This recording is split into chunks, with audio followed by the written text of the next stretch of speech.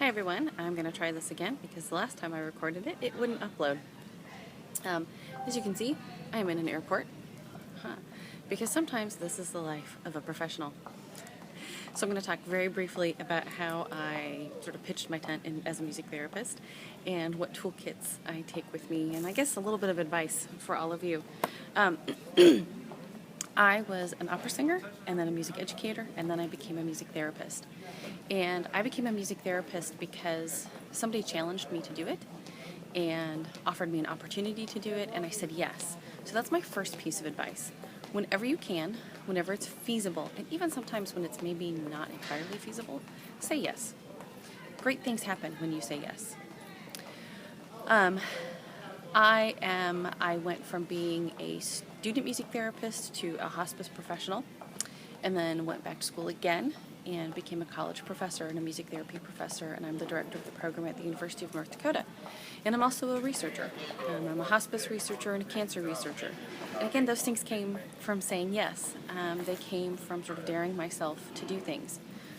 So I will say to you that being a professor, being a music therapist, being a researcher, all of those things require a commitment to excellence.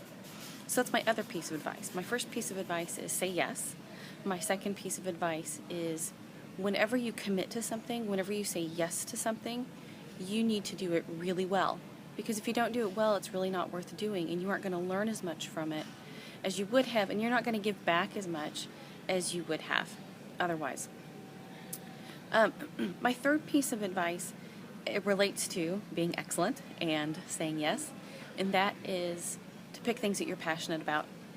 I'm not an autism researcher. I'm not a school researcher. You know, there are a lot of things about music therapy that I don't research, and I don't have any real interest in researching them.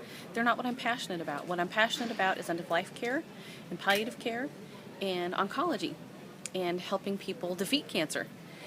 So those things that you're passionate about are the things that will keep you going. So that's something else that you should have in your toolkit. So say yes, do things really well, and try to limit what you say yes to the things that you're really passionate about. So say yes to as many things that you're passionate about as you possibly can. And you know what? Somebody else is going to be passionate about the other things.